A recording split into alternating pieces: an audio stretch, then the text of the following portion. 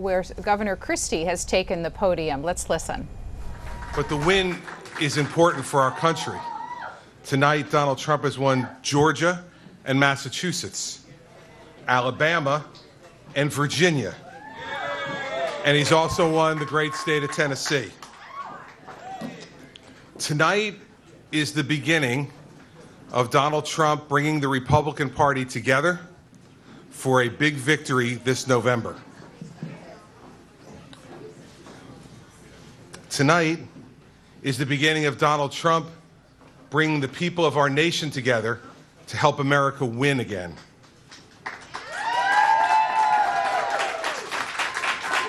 And tonight, in all those states who supported Mr. Trump today, all the ones who voted across this country, our message is to begin to get ready for the fight that is coming this fall.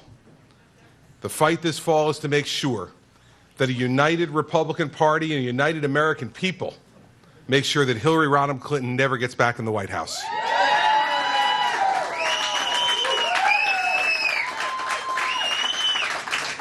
Since June 16th, when Mr. Trump declared his candidacy, he has shown himself to be tough and strong and bold.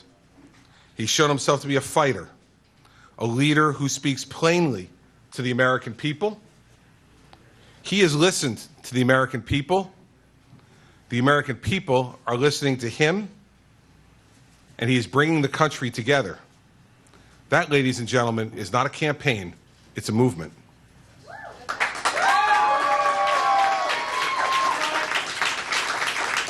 America wants to come together. America wants to be strong and successful again, but they know that to do that, they need to have a strong, bold, tough, decisive leader back in the Oval Office. And they have that man after tonight. Ladies and gentlemen, let me introduce to you the next President of the United States, Donald Trump.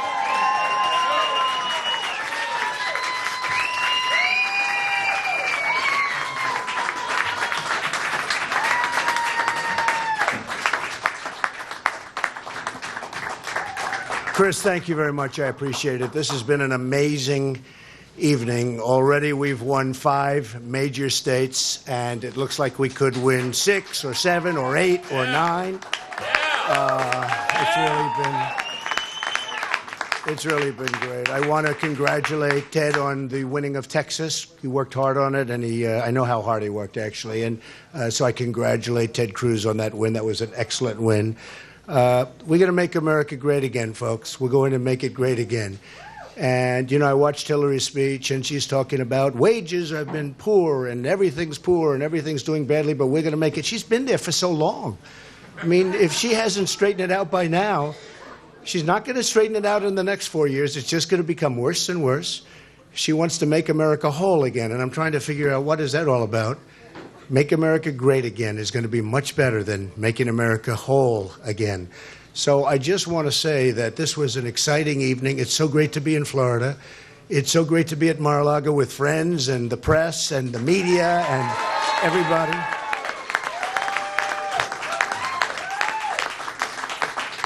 I know it was a very tough night for Marco Rubio. He had a tough night, but he worked hard. He spent a lot of money. He is a lightweight, as I've said many times before. But you know what? We're going to go to Florida. We're going to spend so much time in Florida. We've got about a 20-point lead. I know that a lot of groups, a lot of the special interests, and a lot of the lobbyists and the people that want to have their little senator do exactly as they want, they're going to put $20 or $25 million into it over the next 2 weeks from what just came over the wires. And frankly, I think that's fine. As far as I'm concerned, it's fine. And if he wins, they'll have total control. But he's not going anywhere anyway. But we'll see what happens. But we're going to spend a lot of time in Florida. The Virginia win was just a great win because it's a place that is just spectacular and a place that we have big investments in, as we have in Florida. Remember, we have thousands of employees in Florida, all along Miami, Doral and Mar-a-Lago and so many other places. And it's been an amazing place to invest. It's been amazing to have so many wonderful employees, some of whom are here tonight, really urging us on. And, you know, I have thousands of employees all over the country, actually all over the world. But for purposes of tonight, we'll just say all over the country. And it's been just so beautiful to watch this company grow and to watch it grow so strongly. Recent articles came out talking about how great a company we built. And now we want to put that same ability into doing something for our nation. I mean, our nation is in serious trouble. We're being killed on trade, absolutely destroyed. China is just taking advantage of us. I have nothing against China. I have great respect for China, but their leaders are too smart for our leaders. Our leaders don't have a clue. And the trade deficits at $400 billion and $500 billion are too much. No country can sustain that kind of trade deficit. It won't be that way for long. We have the greatest business leaders in the world on my team already. And believe me, we're going to redo those trade deals, and it's going to be a thing of beauty. You look at countries like Mexico, where they're killing us on the border, absolutely destroying us on the border. They're destroying us in terms of economic development. Companies like Carrier Air Conditioner just moving into Mexico, Ford moving into Mexico, Nabisco closing up shop in Chicago and moving into Mexico. We have to stop it, folks. I know how to stop it. We're going to create jobs. We're going to create jobs like you've never seen. We're going to lower taxes. I have a plan that Larry Kudlow and so many others think is the best plan they've seen. We're going to lower taxes substantially for the middle class. The middle class has been forgotten in our country. It really helped and really probably was the predominant factor in making our country into a country that we all love so much and we're all so proud of. But we've forgotten the middle class, and we're going to lower taxes. We're lowering taxes on business. You look at all the companies that are moving out. When you see Pfizer moving to Ireland, and you see so many other companies constantly, now they're leaving. They used to move from New York to Florida, or they'd move from New Jersey to someplace else, Chris. But now they're moving from here, but not that many people are leaving New Jersey. But Chris understands the problem, fully understands. Now they're leaving from places that they used to move to into other parts of the world. We can't let that happen. Well, we've lost our manufacturing jobs. We've lost our manufacturing. Millions and millions of jobs. Thousands and thousands and thousands of plants, manufacturing plants, warehouses. I mean, we are losing so much. We can't let it happen. I tell the story often about a friend of mine who is in the excavation business, and he always orders Caterpillar. And recently he ordered Komatsu tractors from Japan because they've cut the yen, they've devalued the yen to such an extent that it was virtually impossible for Caterpillar to compete. And I don't want that to happen. That's not going to happen. They shouldn't be allowed to do it. We have tremendous power over everybody because we are really the source. We have great, great power. The problem is we have politicians that truly, truly, truly don't know what they're doing. So we're going to work very, very hard. I'm so honored by this evening. If you would have told me on June 16th, when I was with my wife, Melania, and we came down the escalator in Trump Tower, and it looked literally, well, a little bit like this. You have a lot of cameras here tonight. It looked literally like the Academy Awards. I'd never saw so many cameras in my life. And it takes courage to run. I'll tell you what, it takes a lot of courage to run for president. I've never done this before. I've been a job producer. I've done a lot of things, but this is something I've never done. But I felt we had to do it. When you look at the incompetence of the Iran deal, where we give $150 billion, we get absolutely nothing. When you look at all of the problems our country has, and you look at our military, which is really being depleted, rapidly depleted, we're going to make our military bigger and better and stronger than ever before, and nobody's going to mess with us, folks. Nobody.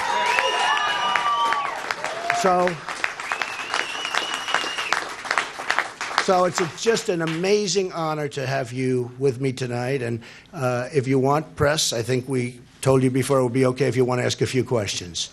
Yes, go ahead. Mr. Trump, you said that your campaign is focused on uniting, Yeah. not dividing. Your Right. critics would suggest that you're dividing not just the country, but your party. There's been a lot of pressure recently to either support or reject you within the Republican Party specifically.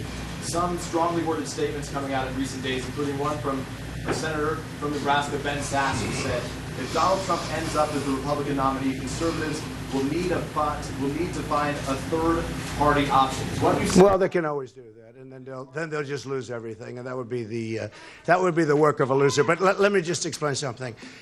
if you've seen what's happened, whether you go to South Carolina, where I had a huge victory, where we had a tremendous victory in New Hampshire, tremendous in Nevada, you look at what's happened, and tonight, of course, is the best of all. I mean, right now they're projected, I guess, 6, but it could be 7, 8, 9, and major states. It's Georgia, Alabama, Massachusetts, Tennessee, Virginia. And, you know, these are amazing states, so we're going to probably get a lot more. In fact, we're projected to have some pretty good additional numbers. But I will say this, look, we have expanded the Republican Party.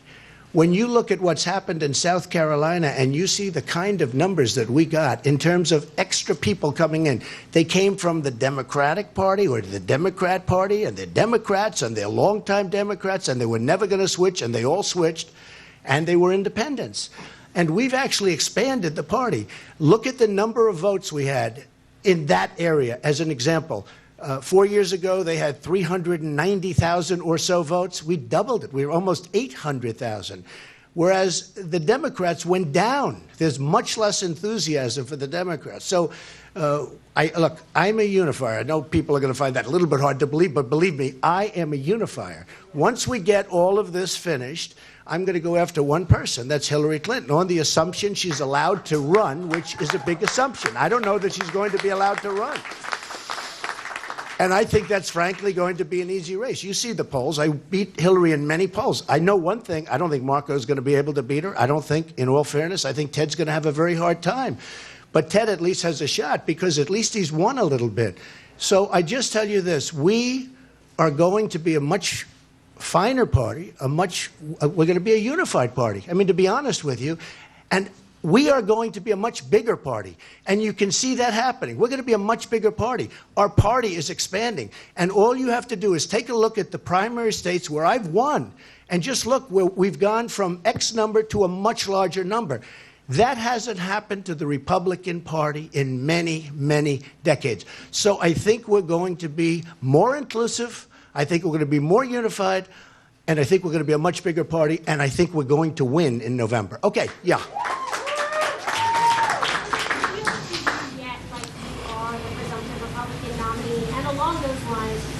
Complimentary things to say about Planned Parenthood. You said right. Are you trying to adjust your tone to a more general election? I'm just doing what's right. Look, Planned Parenthood has done very good work for millions of women. And I'll say it. And I know a lot of the so-called conservatives, they say that's really, because I'm a conservative, but I'm a common sense conservative. But millions of women have been helped by Planned Parenthood. But we're not going to allow and we're not going to fund as long as you have the abortion going on at Planned Parenthood. And we understand that. And I've said it loud and clear. And we'll see what happens. But Planned Parenthood, millions of people, and I've had thousands of letters from women that have been helped. And this wasn't a setup. This was people writing letters. I'm going to be really good for women. I'm going to be good for women's health issues. It's very important to me. Very important to me. And maybe that's not a perfect conservative view, but I can tell you one thing. I'm more conservative than anybody on the military, on taking care of our vets, on the border, on the wall, on getting rid of Obamacare and coming up with something much, much better, and certainly getting rid of Common Core and bringing education to a local level so that you're going to have good education for our children who are being absolutely starved for proper education. So, Sarah, I mean, you know, you can call it what you want, but I am a truth teller, and I will tell the truth, okay? Yeah, go ahead, finish it. Go ahead. I feel awfully good. I mean, I'm watching your people. I'm watching your people on, and I'm going to be very nice. I'm going to be very nice. I'm watching your people on CNN, and I'm watching the Fox people, and I'm watching the MSNBC people, too. Okay? See? I'm becoming diplomatic. And they are certainly being very nice to me tonight. I mean, you know, they're being very strong. And they are. They're declaring Marco Rubio the big loser of the night, which is true. He didn't win anything. He hasn't won anything, period. And by the way, and I have to tell you, And he was very, very nasty. I've never heard a person get up and speak on an evening like this and be so nasty, but he's got a right to be nasty. He hasn't won anything, and he's not going to win very much. But I do congratulate Ted because I know how hard Ted worked on Texas, and that's a big get. Now, I also did very well in Texas. I came in second. And one of the things my son Eric told me, which I didn't even realize, is that not only did I win most of the states, and some are coming in, and I'm expected to win them, but I came in second. I came in no worse than second. So it wasn't like I won and then I disappeared. The worst I had was a second. So I'm very, very honored by the turnout. Okay? Yes, go ahead. Trump, in Washington today, Paul Ryan, Speaker of the House, and Majority Leader Mitch McConnell felt it necessary to suggest that you had not been clear enough. You've been equivocal about the role of hate groups or the KKK. Right. Right. Oh, they're totally wrong. Look, I disavowed. I disavowed when in fact, Chris is my number one. When Chris gave me the honor of joining the campaign, he called me, said, Donald, what you've got is a movement. We spoke today in Kentucky. You've never seen a crowd like that. That had to be 20,000 people inside this massive convention center, and it was incredible. And every place we're speaking, if we have 10,000 people, it's like a small group.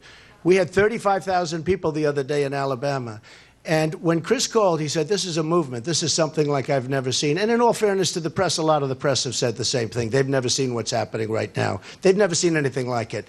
And I'm just honored by it. Now, when Chris joined, we had a news conference, and they asked me the exact same question. I said, I disavow.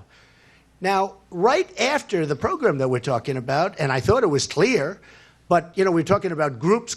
I do have to know the name of the group because who knows? I mean, they have to give me the name of the group. But right after, when I reviewed it, I put out a tweet and I put out on Facebook that I totally disavow. Now, everybody knew I did that, but the press refused to look at that. It was right after. And I disavowed then. I disavowed today on ABC with George Stephanopoulos. I disavowed again. I mean, how many times are you supposed to disavow? But I disavow. And hopefully it's the final time I have to do it. But if you look at Facebook and if you look at Twitter, right after the show, I put out a statement because I want everybody to be sure. Yes, go ahead. Mr. Trump, you call yourself a negotiator, a deal maker. Is this campaign just the start of a negotiation for you, taking extreme positions in order to move towards the middle? No, it's not. But there is going to always be some negotiation. And it's going to be a good negotiation, not a bad negotiation. It's going to be a negotiation where we'll start at certain levels, and hopefully I will make a great deal and lots of great deals for the American people. So, you know, look, you can't go around just signing our little notices that the president signs all the time, executive orders. He signed executive order, executive order. It's almost like, I don't even know, does he ever go and deal with Congress anymore? Does he ever speak to the Senate? Does he ever speak with congressmen and get them into a room and get things done? You know, a good example of this, in all fairness, is something that is very, very important to me. Corporate inversion. Carl Icahn, who's a friend of mine who endorsed me, great businessman. It bothers him so much. He calls me about it all the time, where we're losing companies. And we're losing for two reasons. We're losing for a lot of reasons, but the taxes are too high. We're the highest tax nation in the world. And very importantly, they have trillions, for companies, trillions of dollars outside of this country. The Democrats agree it should be brought back in. The Republicans agree it should be brought back in. Everybody agrees it should be brought back in. I could sit in a room, or the Oval Office, for a period of literally a half hour. And I really believe I could get everybody, every single, you know, it's one thing. They don't agree on health care, or they don't agree on Common Core, or they don't agree on other things, and they'll fight. Here's something almost everybody agrees. These trillions and trillions of dollars should be brought into the country. The president can't make a deal. The reason is he doesn't know how to make a deal, probably doesn't work at it, probably doesn't care, but you're talking about tremendous amounts of money. So when you have something that everybody wants and you can't make a deal, there's something going on that's really wrong. And what it means is you have the wrong leader. Yes? Is immigration negotiable? Look, we are going to have a wall, I can tell you. We are going to have a wall. I watched the ex-president of Mexico, the arrogance of this man. And I get along great with the Hispanics. You saw in Nevada, I won in the poll, the Hispanic vote. I have thousands of people that work for me right now that are Hispanic. I've had thousands and thousands over my lifetime. These are great people. The Mexican leaders are too smart for our leaders. And you saw it.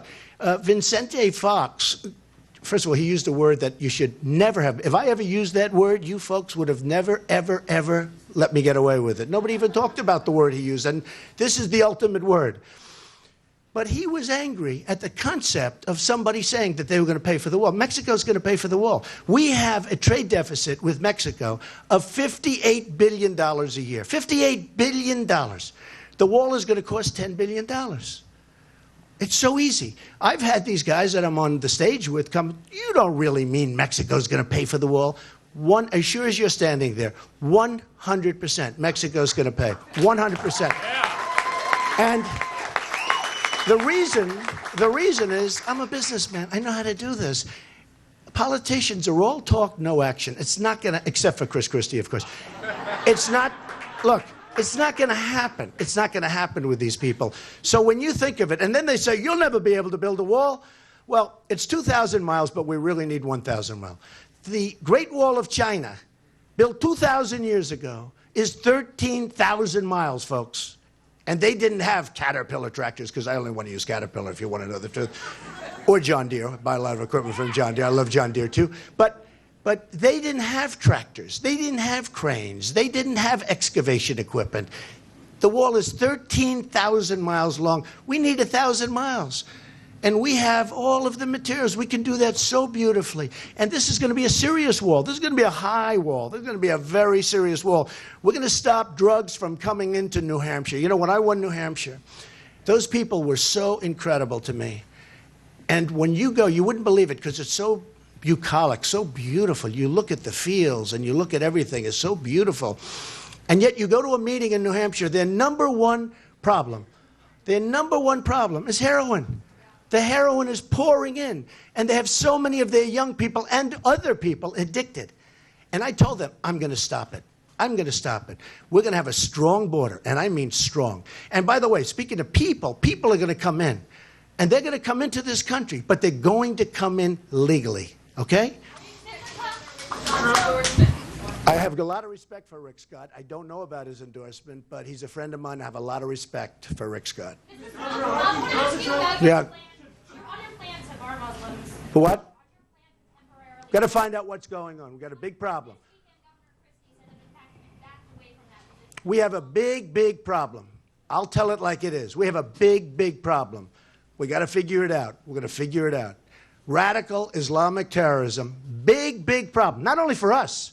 You take a look at Germany. You take a look at Sweden. You take a look at Brussels. You look at some of these places, it's like a disaster. And we're not going to allow people to come into our country who we have no idea who they are. We have no idea where they come from. They have no paperwork. They're young and they're strong. You look at that migration line. They're young, they're strong, they're powerful. And you say, why aren't they back fighting for their country? Now, with all of that being said, I feel strongly, I have a bigger heart than anybody. We're going to build a safe zone. It's going to be in Syria. And I'm going to get the Gulf states who have more money than anybody. We got to loosen up their wallets a little bit. We're going to get, but they're not accepting people. We're going to get, wait. We're going to get the Gulf states to pay for it because they should. Okay. I'm talking about your plan to ban. You heard what I said. I gave you a good answer. You heard what I said. Yes, go ahead. Go ahead. Mr. Trump, if you are indeed the nominee versus Hillary Clinton in the fall, what are you going to do to bring back some of these groups that have been by your campaign so far, such as Muslims? Yeah, we're going to bring them back. We're going to bring them back. Look, I'm telling you, you know how we're going to bring them back? First of all, we're going to do great with the African Americans. And you see that in the polls, where I had one poll where I'm 25%. And one of the commentators, who I think is standing right in the back of the room in the corner, said, you know, if Donald Trump gets 25% of the African-American vote, this election is over. You watch. And the reason I'm getting that, and I'm going to do great with the Hispanics, I'm going to do great with virtually every group. The reason is I'm going to bring jobs back. I'm going to get Apple to start making their computers and their iPhones on our land, not in China. How does it help us when they make it in China? So I'm going to create jobs. Okay? Go ahead. If Marco Rubio cannot win Florida, is it time for him to get out? And do you plan to spend the $25 million that you say he plans? Well, look, I always liked Marco until about a week ago when he decided to go hostile. He decided to become Don Rickles, okay? But Don Rickles has a lot more talent. And honestly, I did. I always liked him, but he became, somebody told him, you're losing very badly. The only way you can possibly win, take the Hail Mary, they called it a Hail Mary, the folks in the back, and go hostile. It's hurt him. In fact, one of the newscasts tonight said he went down 15 or 20%. It's really hurt him. But look, I'm not going to tell him what to do. I'm not going to tell anybody what to do. You have to run. He had a bad night. According to CNN, Fox, I watched their broadcast. They say the loser of the night was Marco Rubio. And it's true. He didn't win anything. He hasn't won. I mean, at least you can say that Ted has won something. And, Marco has not won. You got to be able to win. You can't talk. These politicians, all talk, no action. You got to be able to win something. He hasn't won anything. And he actually hasn't come very close. So we'll see what happens. Yes, go ahead. Go ahead. Nathan's question earlier was about working with Congress. You criticized President Obama for not working with Congress, but you dismissed the criticism from Speaker Ryan and from Senate Majority Leader McConnell, who say that you were equivocating about this issue with these hate groups. I wasn't equivocating. Let's not ask it again. How many times do I say, listen, who are you, by the way? Who are you with? Jared Brazil with Sirius XM. Okay, very good. Good job. Look, I don't want to waste a lot of time. I've disavowed. Okay, I'm going to get along great with Congress, okay? Paul Ryan, I don't know him well, but I'm sure I'm going to get along great with him. And if I don't, he's going to have to pay a big price, okay? Okay. Yeah, go ahead. Go ahead, on the right. Go ahead. Yes. You say a lot about what you're going to do for the United States, but what kind of president will you be for the world? I'm going to be a good president for the world, but we have a country that's in big trouble. Our infrastructure is going to hell. Our roads, our highways, our schools, our hospitals, our airports. I go throughout the world. I mean, you go to Qatar, you go to, who some people say Qatar, but you go to Qatar, you go to so many places. You go to different places in China, different places in Asia, different places in the Middle East. You look at some of the airports they have. You look at the roadways they have. You look at the transportation systems they have and the trains they have. We're like a third world country. So I'm going to be very good for the world. I'm going to get along with the world. You're going to be very proud of me. Even you will be very proud of me as a president. But we have to rebuild our country. Our country is going to hell, and people don't understand that. And Hillary Clinton doesn't have a clue. She can't do that. She's talking about, one of the things that has really bothered me, I think one of the reasons I have such great support, is that people, you take a look, people in the middle income groups are making less money today, less money than they made 12 years ago. And in her speech, she just said, they're making less money. Well, she's been there with Obama for a long period of time. Why hasn't she done anything about it? Practically everything that she was complaining about, she's picked up what I say. The difference is she's been there for a long period of time. Why haven't they done anything about it? Then you look at her record as Secretary of State. It's abysmal. You look at what's going on with Syria. You look at what's going on with everything. It's a disaster. So we're going to have an interesting period of time. I don't know that she's going to be allowed to run. What she did is a criminal act. If she's allowed to run, I would be very, very surprised. But if she's allowed to run, honestly, it'll be a sad day for this country. Because what she did was wrong. And what she did, let me just tell you, what she did was wrong. And other people have done far less than her, and they paid a very, very big price. Okay, one or two more questions. Yeah, go ahead, Jeremy. You talked about how you plan to support all of the undocumented immigrants living in this country. And yesterday you said that everything is negotiable, that your immigration plan is potentially negotiable. Where did I say that? Where did I say it, Jeremy? Where? Tell me where. Tell me where. I didn't say that. Yeah, I'll negotiate. If the wall's going to be 50 feet, I'll take 2 feet off the wall. You didn't listen, Jeremy. Allowing the people who you said you would bring back into the country, would would you allow them to stay in the country without having to leave the country? At this moment, absolutely not. No. We either have a country or we don't. We have a country or we don't. We have borders or we don't have borders. And at this moment, the answer is absolutely not. Okay, how about one or two more questions? David, go ahead. Make it a nice question, David, please. We're hearing some suggestions, including some from a few of your former aides, that some people inside the Republican National Committee are considering monkey wrenching with your delegates at the state level, trying to clear you away, and maybe even putting it. I think, you know, David, okay, go ahead. At the end of the night, you may very well have maybe sewed up 10 of the 15 states at this point. Is that enough of a brushback pitch that the RNC should just commit to honoring their agreement with you, or do you expect them to welcome that? Well, look, I don't expect. I have a lot of respect for Reince and for the group, and I like the RNC, and I don't know that I've been treated fairly or not. I really don't know. I can't tell you that. But I can tell you that I do respect them.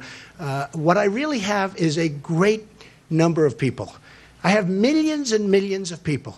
And when I was watching those broadcasts just a little while ago, before I came in here, because I wanted to see exactly where we were before I started speaking, I was amazed at the kind of numbers. The Republicans have tremendous energy. The Democrats don't. They don't have any energy. Their numbers are down. Our numbers are through the roof. And people are making the statements they've never seen in modern times, a party that was so energized. I think if somebody is doing as well as I'm doing, and I'm not just speaking for myself, whether it's me or anybody else, but if I'm going to win 5, I've already won 5, but maybe it could be 6, 7, 8, 9, could be 9. Could win 9 states tonight. If I'm going to win all of these states with tremendous numbers, and if I'm going to come in the worst is second in the 2 or 3 that I might not win, I think, you know, we're a democracy. I think it's awfully hard to say that's not the person we want to lead the party, right? You know, it's very hard. But I really think that, I think it's a great question, David, because I really think that one of the biggest things that everybody is seeing happening, and everybody, is the Republican Party has become more dynamic. It's become more diverse. We're taking from the Democrats. We're taking from the independents. We have a lot more people. We have a lot more people. I mean, take a look at South Carolina. Look at the numbers. Look at the numbers from 4 years ago when nobody even wanted to waste their time and vote. And then you look at, I was there, and you had lines that went a mile long, and it was virtually more than doubled. So we have a very, very dynamic party, and I think we're going to be able to unify the party. I hope to be able to get along with everybody. I don't know Paul Ryan well, but I hope to be able to get along with him. I do know Mitch McConnell a little bit, but I hope to be able to get along with him. But remember this, I have millions and millions and millions of people. This isn't like it's a close match. I mean, it's only too bad that winner didn't take all. Because if winner took all, this thing is over. We're just having a celebration. You know, we're having a celebration. So anyway, I would like to, look, I just want to end by thanking everybody. This has been an amazing period in my life. My wife just called, and Ivanka, as you know, is going to be having a baby very soon, and she's a special person, and it's going to be great, and we look forward to that. She's back in New York. She wanted to be here. They all wanted to be here, but they're with Ivanka now, and that could be certainly within the next week. But this has been an amazing period of time. It's been amazing for me, even from an educational standpoint, and I think, honestly, we've done something that almost nobody thought could be done.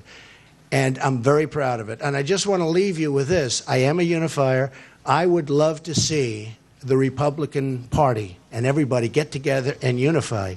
And when we unify, there's nobody that's going to beat us. Thank you very much, everybody. Thank you. Thank you very much. Thank you.